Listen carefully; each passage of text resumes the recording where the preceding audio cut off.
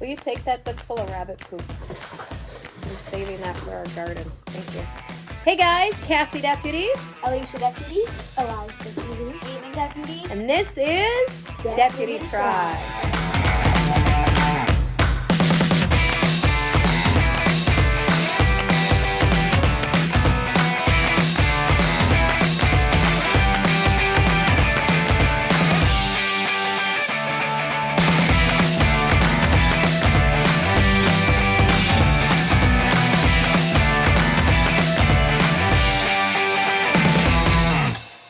Cassie Deputy with Deputy Tribe. If you're new here, welcome. My name is Cassie Deputy, and I am a home educating mom to 8 kids. These are 3 of them. The other one's shaking the table that my iPad's sitting on. Raya, stop. Okay, we're back again. I am a home educating mom to 8 kids, and today we are going to be reviewing this book here.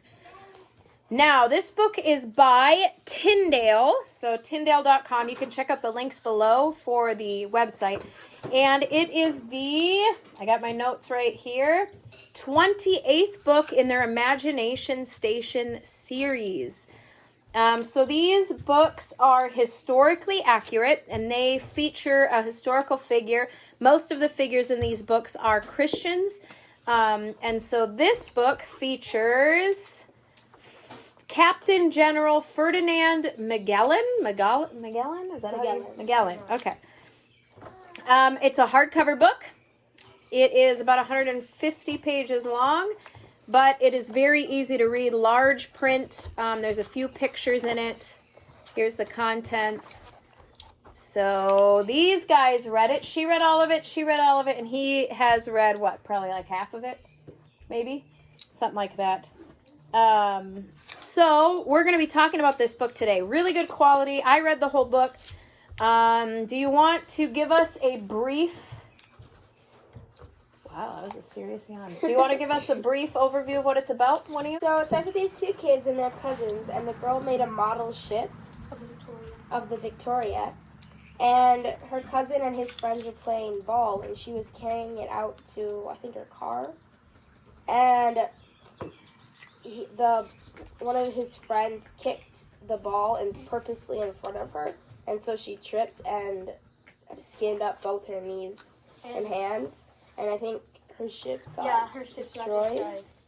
And her cousin didn't do anything about it. She got really upset at him, and so they went to Mr. Whitaker, and he's an inventor, and he put them in the Imagination Station, and they went back in time to on the Victoria, and he gave them an invention that helps them understand languages, and please don't do that. They were riding on dolphins, and so the people who were on the ship thought that they were witches, and that they could there was magic. They were riding on the dolphins.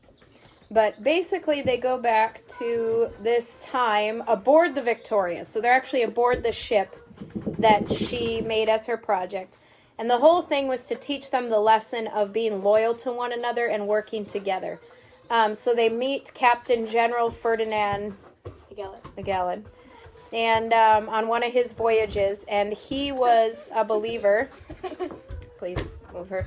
He was a believer, and he shared the gospel with what, indigenous people? Yeah, something like that. And didn't he also have the penguin? A penguin on board? Yep, he discovered some species of penguin. And he brought them to... What? He brought them somewhere in Oh, is she choking? She was. Okay. Action-packed. So the moral of the story was that they should work together and be loyal. And at the end, it talks about loyalty, and there's a little puzzle. Grab her. You do the maze, and you find out another word in the Bible for loyalty.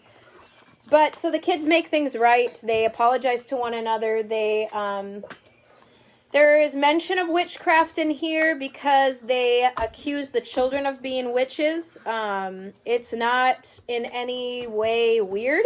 It kind of shows you that historically that was a big issue back then. It shows you historically that was a big issue and that there were witch hunts going on and things like that.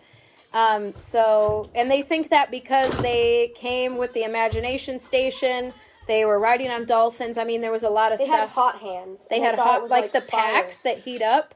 Yeah, And so then when they ripped it, the sailors didn't know what it was, so they ripped it open, they poured it on their hands, and they got burned. yeah, yep. That was some. So the book is very, very, like, draws you in. So for someone who doesn't typically like to sit and read for long periods of time, it draws you in, right?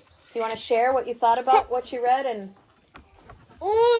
when the dolphins were coming, the girl started swimming away, and the boy actually went towards the sharks, and she turned around, and it said her heart jumped up, and she thought that he was actually fighting with the shark, but he was just riding on a dolphin. yep. That was funny. It is funny. There's a lot of humor. There's a lot of action. It draws you in. It keeps you interested. I read the whole book in one sitting because it was so interesting. I think both of you did too. So you just get drawn I in. read it twice. You read it twice. Elias, he's reading it a little bit on his own during quiet time. So what age are you? 8.5. 8.5. And this is probably right up his alley, between 7 and 10, I would say. How old are you? 10 and a half. And you read it twice. How long did it take you to read?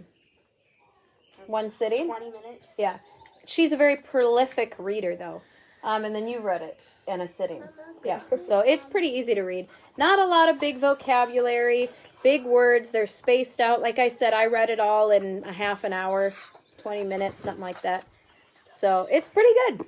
We recommend it. They talk about Jesus Christ dying on the cross, rising from the dead, and forgiving us of our sins. So they don't water the gospel down, which is nice. And then they have Bible references in here. They have some historical facts and figures in here. So we really enjoyed it. I would recommend it. It's very good quality. I appreciate hardcover books because my kids, I have 8 of them. And so if it's a good book, it gets read by everybody, clearly, over and over and over again. So it really needs to be durable. So I could definitely see these lining my shelves. I like the numbers on the binder so you can keep them separate. And yeah, I like these. I like that they introduce my kids to historical figures so that they're interested in those things, or they have some sort of context of, oh, I've heard Christopher Columbus before. They mentioned him in this book, or I've heard of this whatever. So it gives them context, but it's a very interesting, good read. Christian-based, scriptural, historically accurate as far as I know. And yeah, we liked it. So thanks for watching. Check out the links below. I will give you the website to the publishing company as well as where to get this book. You can read other reviews by other people who reviewed this same book. So check out all those links down below. Give this video a thumbs up, please. Subscribe if you haven't yet. And as always, Jesus is coming. Jesus is coming. Thanks, guys.